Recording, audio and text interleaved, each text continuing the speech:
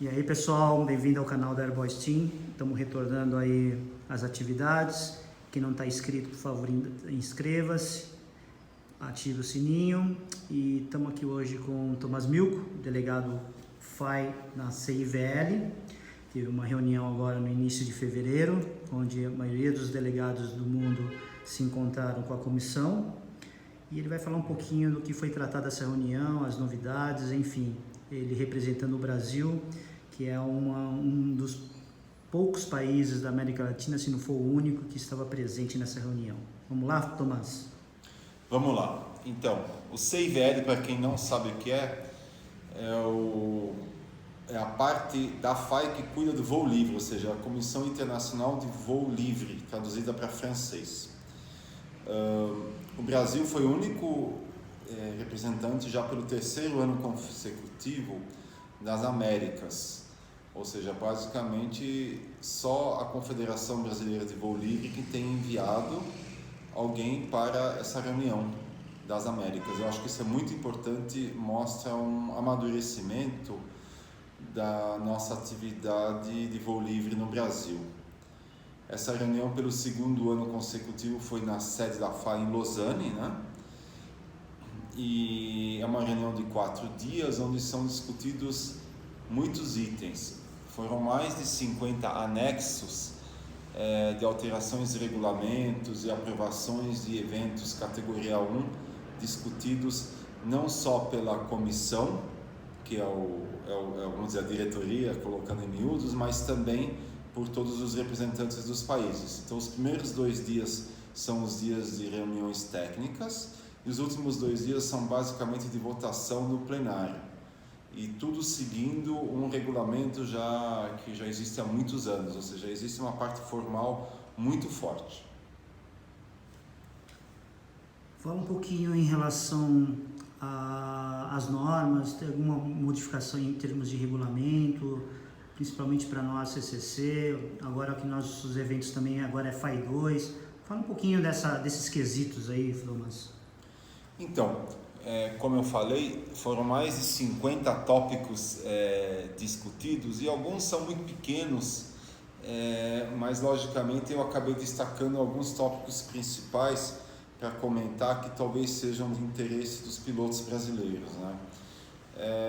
Começando um pouco pela Asa Delta, eles colocaram que agora todos os eventos categoria 1, o bordo de ataque das asas vai ter que ter alguma tinta fosforescente ou uma fita que dê para ver de longe, com o objetivo de diminuir o risco de colisão de 2 asas voando frente a frente.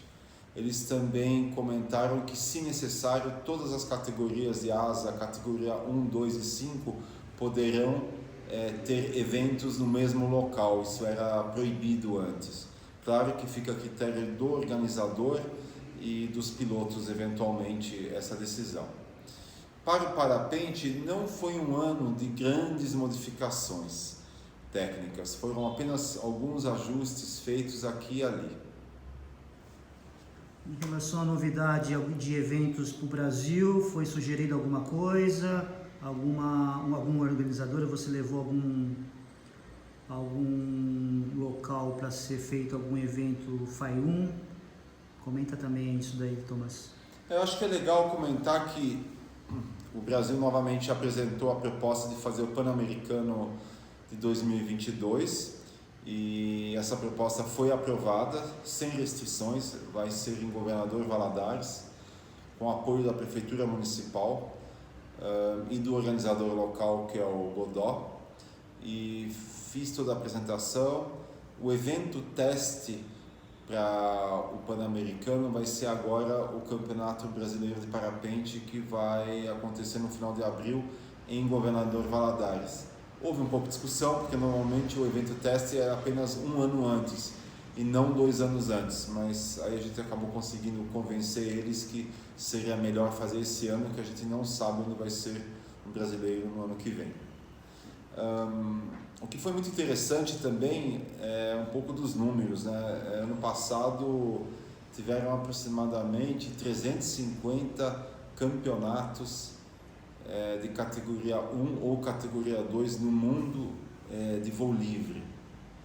Grande parte deles foi de parapente no módulo cross country, mas em segundo lugar, com cerca de 90 eventos, foram os campeonatos de pouso de precisão ou pouso mosca, né, que a gente chama, que é uma modalidade que tem crescido muito no mundo.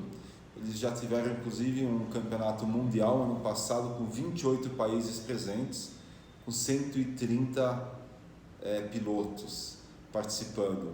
Essa modalidade no Brasil ainda está engatinhando ou quase não existe ainda, vamos dizer assim, né? Eu acho que aí é uma oportunidade para os atletas do voo livre no Brasil pensarem um pouquinho. Puxa, de repente eu tenho um clube ao lado da praia que não dá muito para fazer voo de cross, mas seria o local ideal para fazer um campeonato de pouso mosca. E é bem difícil. O pessoal lá, a pontuação ela varia hoje por centímetros. Antigamente era por metro. À medida que o pessoal vai ficando bom, vai apertando mais. E esse ano, inclusive, nós vamos ter o primeiro Pan-Americano de voo de precisão, de pouso de precisão, que, se eu não me engano, vai ser na Colômbia ou no Chile. Mas vai ser o primeiro Pan-Americano. O Brasil não tem nenhum representante porque a modalidade ainda não andou muito, né? Comentou-se um pouquinho do voo de acrobacia também, né? Que é uma modalidade que tem encontrado algumas dificuldades para crescer mais por causa do custo, mas que também tem o seu espaço, né? Eu acho que a gente pode falar um pouquinho também, como é muita coisa, a FAI, quer dizer, o CIVL investiu muito nesses últimos 12 meses no novo software de administração de campeonatos, está tudo mais informatizado, facilitando bastante a gente mandar as informações. Também está sendo um investimento feito num programa de pontuação ou de apuração desenvolvido pelo italiano chamado AirScore. A gente deve ter acesso a esse sistema de apuração já em abril ou maio e tem sido usado nos últimos 2 anos na Itália com bastante sucesso, e o CIVL resolveu investir um pouco de dinheiro nessa empreitada também, porque viu que tem uma boa possibilidade de facilitar um pouquinho. O FS Comp continua sendo mantido pelo CIVL, mas a gente entende que apenas os apuradores mais profissionalizados conseguem usar ele. Então aí seria uma alternativa para um sistema de apuração um pouco mais simples, que é a realidade da maioria dos campeonatos, né? A maioria dos campeonatos do mundo é categoria 2.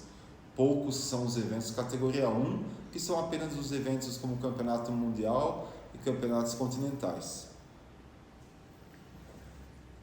Mais alguma coisa relevante, principalmente para os pilotos de competição, Tomás, que foi tratado nessa reunião? Eu acho que foi interessante também um pouco da parte dos recordes que foi colocado, que a partir desse ano vão ser aceitos os recordes que igualarem ao recordista atual, ou seja, vamos dizer que o recorde de maior distância seja 560 quilômetros, feito no ano passado. Um outro piloto esse ano faz 560, ele também se torna um recordista mundial.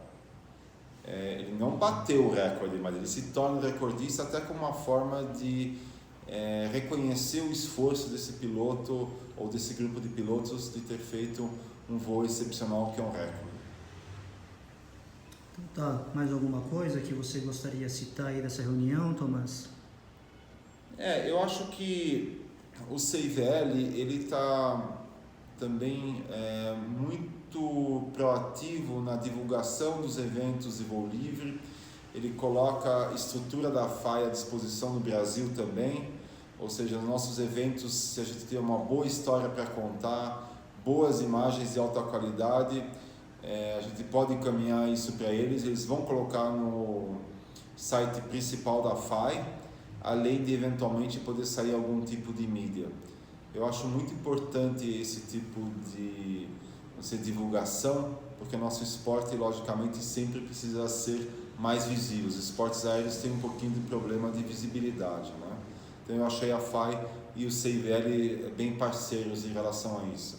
O Brasil tem, com essas participações que a gente tem feito, e eu acho que é importante dizer que a Confederação Brasileira de Voo Livre tem apoiado financeiramente é uma viagem cara, é um local muitas vezes também caro de hospedagem, etc. Mas a CBVL tem feito esse apoio que vai traduzindo também numa certa facilitação de trazer eventos para o Brasil, de nos tornarmos mais conhecidos e, por exemplo, facilitando certos argumentos que nós temos, que é, por exemplo, uma certa mudança no sistema de ranking mundial, que é o WPRS.